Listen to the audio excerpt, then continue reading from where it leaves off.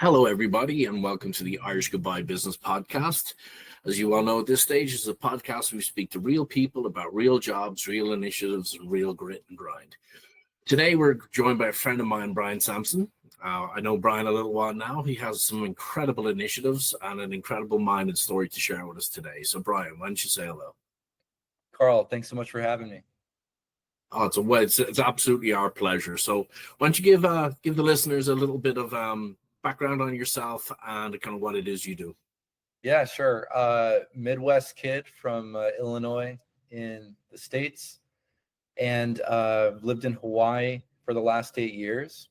And in between, grew up in the world of nearshoring, which is connecting Latin America talent with the States. And I'll be happy to tell your audience more about that later. Awesome. I mean, that's the obvious journey through life is the Midwest to Hawaii, isn't it? I mean, That's everyone does it. it seems like. Well, what's funny is Chicago specifically is where I call home. And I read this quote once of like, everyone is so excited to tell you that they're from Chicago, but no one lives there anymore. I can identify with that. I mean, I love going back to Ireland, but I don't think I can live there anymore. Yeah. Before we get into this, there's a common thread with a lot of the people that we've had on this show, and one is that they have put themselves in, whether it's comfortable or uncomfortable positions, but positions where they weren't born. Yeah. Do you think that's helped frame your mind, going through life, that you've had that upheaval and that sort of discomfort, and it allows you to be comfortable in the discomfortable? Yeah. I remember I was probably 22 and I was working in Chicago at this mid-sized bank, and like the lowly intern, on this big, org chart. And one of the executives was really generous enough to give me, 30 minutes of his time at the end of the internship. And mostly I just listened to his story. But something that stuck out to me was he had lived in a lot of different places, traveled a lot of different places, kind of took the unconventional road, had an unconventional family, and for someone like me who had a very and I'm very grateful for it, but like a very, kind of mid-America, didn't have a passport until my 20s, camping in the summer, nothing crazy, right? Just very average. I'm like, wow, the world is, I want to get to know this world more. So I think that always stuck out in my mind, and 20 years later, I've lived in a few different countries and states, and my wife and I did like a kind of a wild journey where we didn't have a permanent residence for a full year. We just kind of had our suitcases and traveled to 20 some odd countries, and international business. We got really big into foster care and ended up adopting a little girl out of foster care. So I think our mindset, I'm really lucky to have this partner in life, and that stemmed from that internship conversation of you only get one life, and don't feel like you got to follow conventions. You can take the crazy road. I love that. I do, because I've had similar. I've lived in a few different countries and picked different pieces out of it. And the one thing I think travel does for you, it really challenges your preconceived beliefs of other people. Yeah, big time. So with that, there's obviously a road that not many have traveled, and congratulations on your daughter. So is there a job or a role that you had in that crazy journey that would surprise some people, and what did it teach you? Yeah. Well, I think a lot of my maybe like early work ethic came from working in restaurants in the Chicago suburbs when I was growing up, and Chicago, even though it's not close to Mexico, it attracts a lot of Mexicans, and many of them gravitate towards the restaurant world. So that was just a lot of fun for me, kind of working alongside. And I'm a pretty tall guy. I'm 6'3". A lot of these guys were like 5'5", so they would refer to me as poste, like big, tall, like a post. And I'm like, working the line, with, Javier and Luis and Julio, and like I kind of stick out like a sore thumb, right next to them. But I think it really helped me appreciate like just different cultures. We were laughing and joking all the time. Just being rascals. We do quite a few like soccer matches, like USA versus Mexico, out in the suburbs. And So how much did they beat you by? Because they're good. We got killed every time. It wasn't even close, But we'd all have a beer afterwards. But I think I look back just like your formative years, the things that where if you learned it when you're 30, it doesn't have as much weight as if you learned it when you were 17, and maybe it's the compounding, and you take those lessons like every day for years and years. But just like the hard work, saying yes to opportunity, doesn't seem like a big deal now at the time, but I would volunteer for everything, like learning how to do inventory, learning how to supervise this, or and I was practicing my Spanish so I could communicate with the team, and did a whole training session in Spanish, and just trying to like not limit my growth at all, and I think that was the mindset that I learned and carried away, that if you say yes, things will happen. I love that. And you're absolutely right. My first job was at 12. This isn't like Angela's Ashes or it's a Charles Dickens novel. I used to work on a Wednesday afternoon and a Saturday morning. But when you're right, when you're exposed to it young, it becomes part of your DNA. Yeah. Just grit and graft. Was it that sort of determination to do better and be exposed to other nations that led to the nearshore and the world of nearshore, and kind of what brought you to that? Maybe before you get that, you might explain to some people what nearshore is. Yeah, sure. So nearshoring to me is really about time zone, but I think a lot of your audience probably already knows what nearshore's cousin is, which is offshoring. And offshoring, this might be a very biased like states answer, but if you live in the States, offshoring usually means Asia, and more specifically developing Asia, so India, Vietnam, Philippines, countries like that. Right. So you're generally sending work across the ocean, and there's a lot of great things that come out of that. Generally, the number one reason you might do that is to save some money, right? Because the labor arbitrage is enormous, from what you might pay somebody in New York versus what they might cost them in Manila. The downsides of that, though, are sometimes there's not cultural alignment, or maybe like the way they speak, it doesn't totally match up to how you might speak in the States. And then the biggest disadvantage is the time zone. So either somebody is working at 3:00 in the morning to accommodate you, or you're doing calls at midnight to try to, line up, and it gets exhausting. So, if you're not on the same time zone, or you're not working in the same hours, you've got a question, you pop it in an email, hopefully it gets answered exactly how you wanted it to the next day, and then you can go back to work and so forth. But if you're not totally linked up, or it's asynchronous working, and everything has a 24-hour delay to it, because you're both off the clock. And you're right about the cultural differences too. And without being too kind of pointed or crude about it, I did work in the communications industry for a while, and he said one of the things about especially developing Asia is when they were servicing people, they were too eager to apologize. Americans don't want an apology, they want it fixed. Yeah, that's right. That's And right. that the overt apology continuing throughout the call was actually adding frustration to the issue rather than calming it down.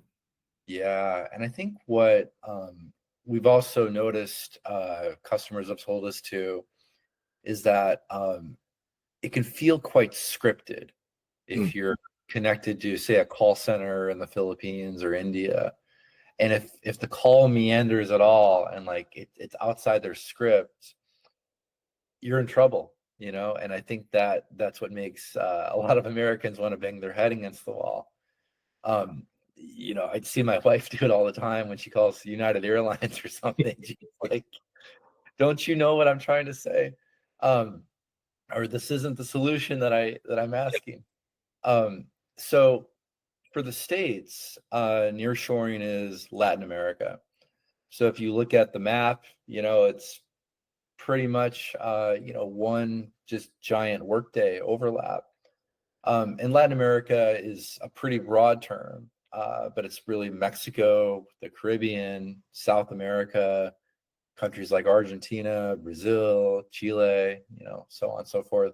Outside of Brazil, most countries there, Spanish is the primary language. But I think the key thing that has moved a lot of companies to think about nearshore is what happened during COVID. So prior to COVID, if you were working from home, you were kind of rare. Like I didn't know many people that worked from home before COVID, you know. And I remember, you know, once I needed like 2 days to, you know, work from home due to some like doctor's appointment or something, you know, in like the mid 2000s.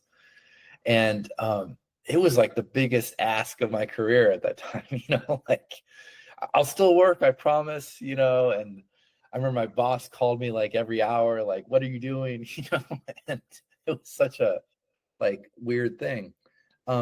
And then in 2020, 2021, companies had to figure this out.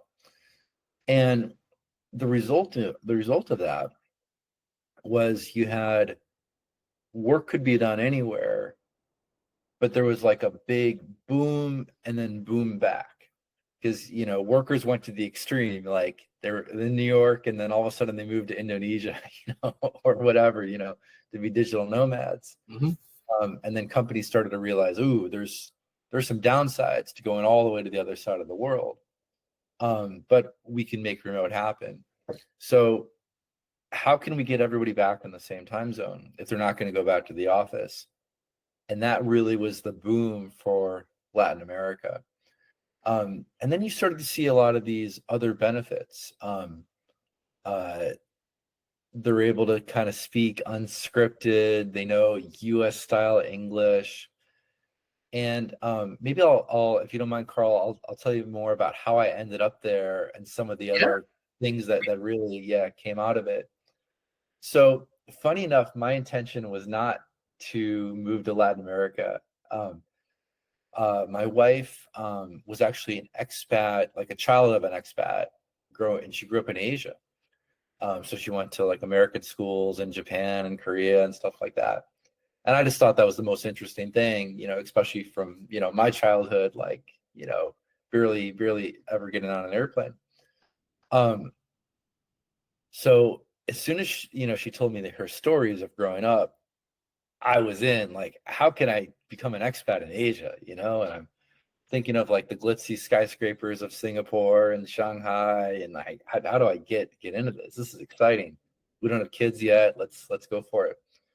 So I ended up getting accepted into this MBA program where I got a degree from National University of Singapore, but then also UCLA in California.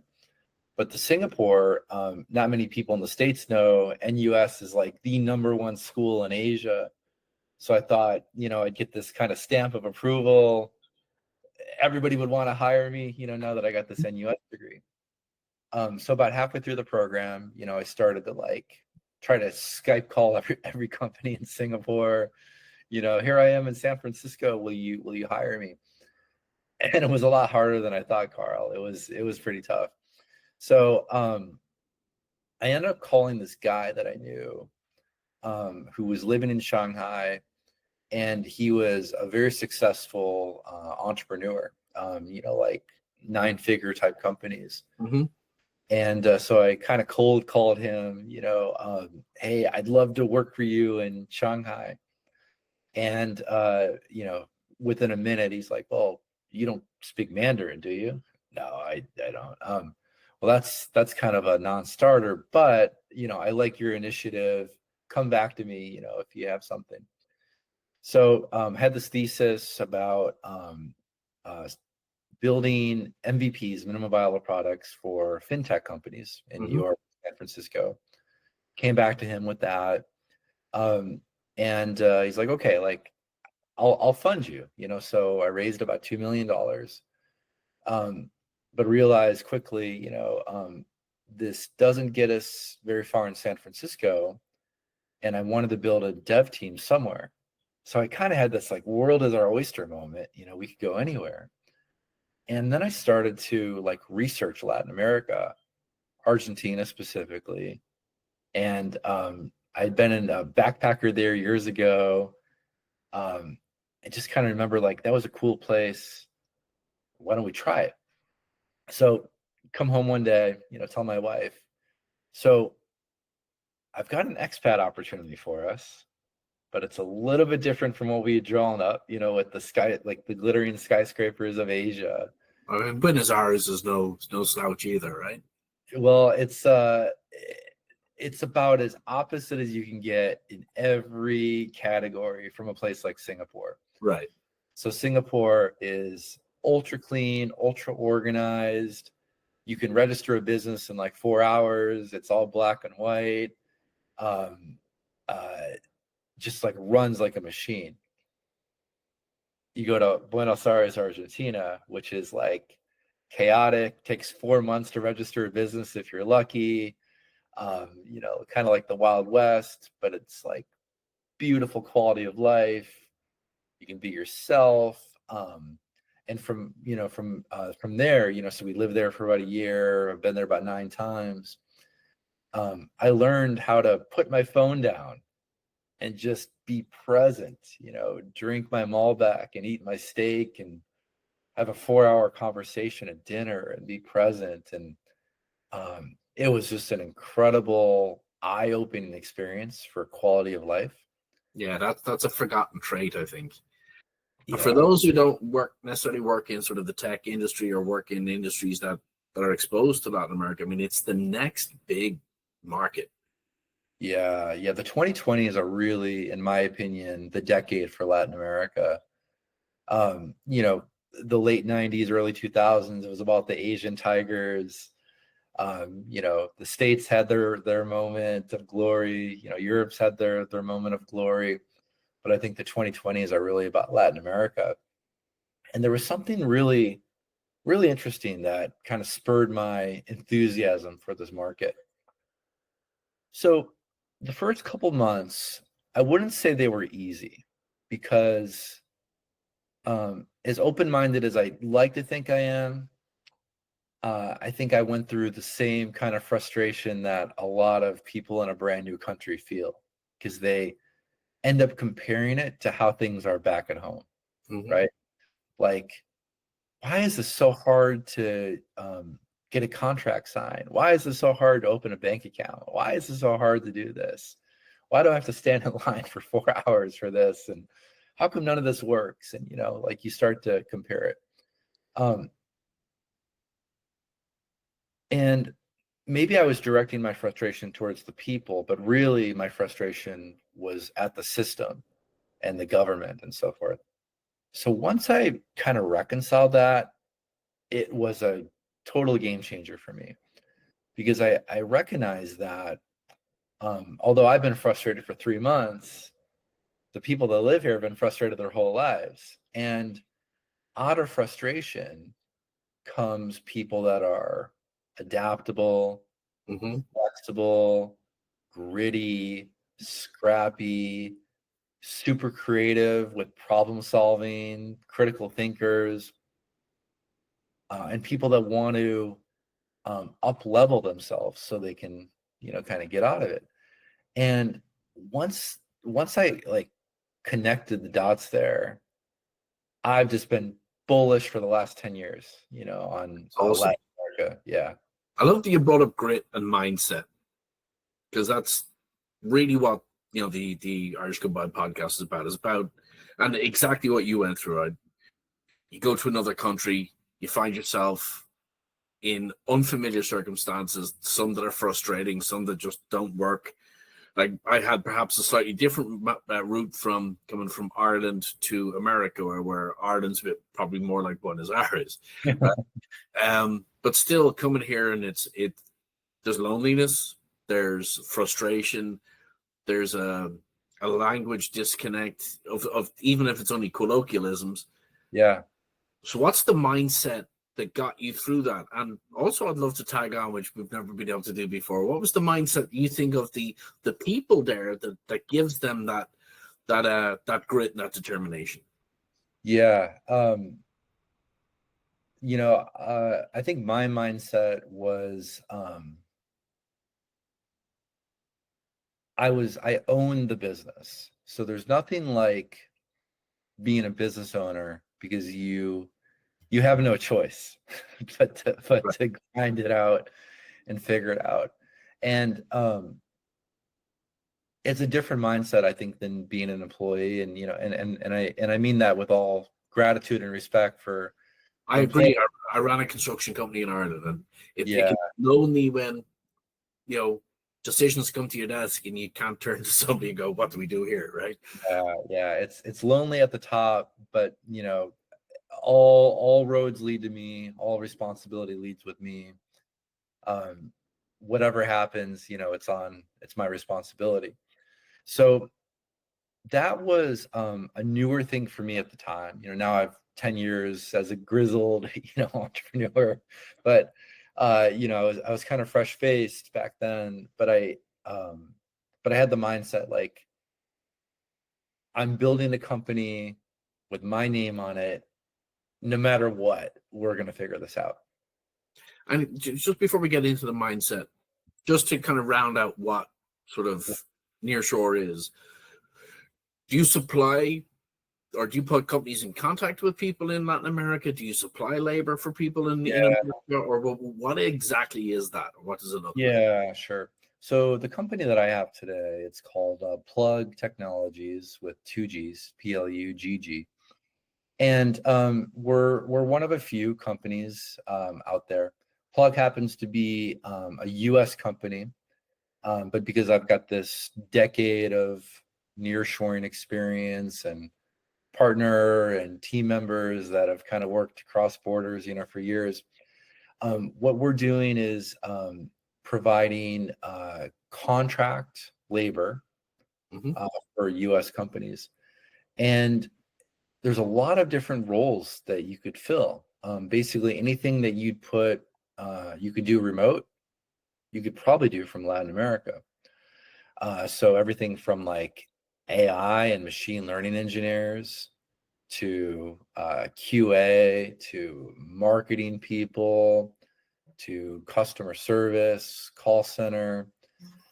Maybe and I'll even say because of that critical thinking that we talked about earlier, I've hired a lot of leaders and managers there too. Right. Because you can give ambiguous problems to people in Latin America, where at least my personal experience working with Asia, I usually first have to develop like an 18-step super detailed process. Follow this process, we'll be fine. It's like the difference between a chatbot and an AI agent, right? Yeah. I realized I didn't have to do that so much with Latin America. I could say, hey, like, this is our KPI. Can you just figure out how to hit it? And wow, that was amazing. So basically, like anything I could give to somebody in the States, I could give to somebody in Latin America. Most companies will probably prefer to have their executives in the States and maybe at least a couple core team members. And that's perfectly fine. But I think everything beyond that, there's just a massive opportunity for leverage and labor arbitrage. I'll add, there are a few payroll companies out there that will allow companies to even do like a permanent hire. Maybe use a recruiting company to connect you, maybe even, DIY, all that stuff is on the table, and the age and, of LinkedIn and Upwork and things like that. Where we tend to exist is companies that don't want to deal with the payroll or the compliance or the search. They just say, hey, we need 3 software developers, a marketing manager, an operations person. No problem. We'll do a custom search, come back with a short list of pre-qualified candidates that speak English, critical thinking. They've got experience working with the States. They're a fraction of the cost of somebody in the States. And then they interview. We put those people on our payroll, and it's just a simple monthly invoice. I do think it's like that old cliched phrase from the 90s when we went through that first .com boom, right? It is that global village coming to fruition, right? Yeah, that's right. And again, one of the things in the software companies I've worked for or been lucky enough to work for, they're global. And when you work with people from Europe, from America, from South America, from Africa, again, it breaks down those preconceived barriers, breaks down those preconceived cliched thoughts of the Irish are this, Dutch are that, the Argentinians are, what are going to take every Wednesday night off and go and watch Baca and River. So like you have all of these preconceived notions. The only thing I can't really get my head around with Argentina is they occasionally beat us at rugby, and I don't like that. So look, I love that you've explained that in the mindset. So, and I want to kind of pull back more into that. So what would you say has changed you most in that time? Say that 27 country trip with 2 suitcases. Yeah. That sounds incredible to me. My wife wouldn't do it, but I would love that. And tell me, is there a mindset that got you through all that, or is it a mindset that cultivated for you, perhaps? Yeah. I think we were really lucky in that, a lot of things lined up for us to do that year of travel. We had an income coming in. We didn't have kids, and this is a few years before the pandemic. I mean, imagine if we, February of 2020, we had planned to do this trip, and like, oh my God, like now we just have packed suitcases in a storage unit, right? Yeah. So we're grateful that we had a couple of those things in our favor. But wow, that trip was so cool. We were all over Asia, a couple stops in the Middle East, all over Latin America. And we just said yes to so many different things, opened our eyes, and I think we appreciated each country for what it was. Especially because that start of the trip was Argentina, where I kind of got over myself of like, how come you're not doing this like the States? I kind of got that out of my system, and I think that's important. And most people will go through it, not all, but once you get past that, then you appreciate like, we have this kind of funny story of we were in Cambodia at Angkor Wat, like the famous ruins, and we got picked up by the airport, and this guy, his name was Mr. Khan. He introduced himself, and he drove a tuk-tuk, and we threw our suitcases on his tuk-tuk. 2 miles up the road, we stopped, and I'm like, why are we stopping? He stopped at a convenience store. Bought 3 cans of beer, one for him, one for my wife, one for me. And he's like drinking his beer while he's driving his tuk-tuk at 30 miles an hour. And we're like, what's going on here? There's something there, and I'm going to challenge you on it, because I do when anybody does this. Yeah. You leaned into what I think it's a wonderful trait. But you lean, in my opinion, too heavily on humility. You go, we were lucky enough. Yeah. Luck is where hard work meets opportunity. Yeah. Right? So you built the opportunity to do that. But moreover than that, when the opportunity came, you said yes. And that's where I think most people don't. Because the voice in your back of your head is fear. It always tells you not to. And as you can never turn it off, but you can create a counter argument. So I'd love to know when that shit, I'm about to go around the world with 2 suitcases. What part Yeah, of your brain said, yeah, let's get on this plane? yeah.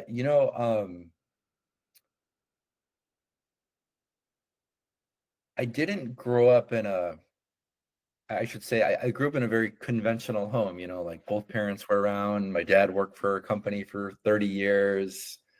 Um, my mom stayed home, took care of the house, did the typical kind of middle America, like baseball, football, soccer, or I should say baseball, football, basketball. And nothing about my childhood was like an outlier. It was just, like very normal, average. And even me, I was probably like like right in the middle of my high school class, like right in the dead center of. So you couldn't have picked like a more average person. And I think something must have like clicked in my late 20s, where I probably went back to that internship conversation of like, you really only get this one life, live it how you want to. So then I moved to Southern California, moved to San Francisco, started trying different things, saying yes. And it's like a muscle, I think what you just hit on is people want to say yes, but not as many people that want to actually do it. I think it's just a muscle, like you got to exercise it. And the 100%. more the more you say yes, the more new things you can say yes to. The one thing I love that you said there is just a conventional household and your mother was there. I had Yeah. this, and I'm 51 now. So I had this lovely conversation with my mother recently, and she was there saying, oh, I'm glad you did. You kind of went and explored the world and you didn't sort of not do anything like me. And it was in that moment I realized I had the confidence to go and do anything I want because I had my mother there when I was younger. Yeah. Because whenever I came home, didn't matter how great or shitty the day was, I got the same greeting, the Yeah. same level of comfort, the same level of safety. Yeah. And that really set me up to kind of go, oh, what's that country do? Let's have a look. And, Yeah. because you knew the same level of comfort and safety was always going to wait for you. Yeah. Yeah. Yeah. I think that's a great point. And something that I'm grateful for. I never had to worry about stability, and Yeah. um I mentioned earlier, my wife and I went through a pretty unconventional road of foster care, and here in Hawaii. And oh my gosh, just like the horrors of seeing how some people live. And, our little baby girl had no prenatal care, and, homeless mother, and, just is, drugs, prison, all the things. And I don't think you appreciate stability until you've seen a world of instability, right? So now I come back and I'm like, wow, like I won the lottery, right? And like, maybe I um dismiss it a little bit, like, average, childhood average, everything, but um stable, safe, Yeah. protected. The alternative is scary. Yeah. And just having the exposure to the worst of humanity, you really appreciate the safe part. Well, seeing that you grew up in the 2.4 children American household, right? And you've been halfway or probably wrapped the world twice at this stage. If your younger self could see you now, what would surprise the most about you? Yeah. You know, I look back and I think maybe what I'm most proud of is that I feel like every year I'm better than I was the last year. And maybe it was a good thing that I didn't peak in high school, that I was just like so mediocre, right? And by the way, like I've got a lot of room to grow, but I feel like every year, I'm kind of like yearning to get better and better and learn different things and new challenges. I think that was probably something that my younger self would be really impressed by, is like I just didn't stop, because there's all sorts of proverbial chairs you could sit on along the way and just get your comfort, and you're all good to go. But I haven't. Well, as a man who's left his hometown, do you ever go back and see the guys that did peak in high school? It's a real eye opener to. I go back sometimes, and there's a couple of bars in Dublin that I go back to that were like the bars that my late teens and early 20s, they were our go-to spots. Yeah. The same guy on the same stool complaining about the same shit. Yeah. I haven't made it back for like a high school reunion, but see some of these guys on Facebook and so forth, and I'm like, wow, you were like a star in high school. But I looked up to you so much. Yeah. So I feel fortunate and blessed that it didn't stop for me, at any point. Excellent. Well, before we get to the last question and wrap this up, I do have one question just based off the conversation. When I moved to America, I moved to New York, and I lived between New York and Miami. And you're from Chicago, so deep dish or proper pizza? So and I know I loaded the question. Yeah. So proper pizza is kind of an interesting thing, but few people know Chicago is also famous for what you call tavern style pizza, which is like incredibly thin crust pizza.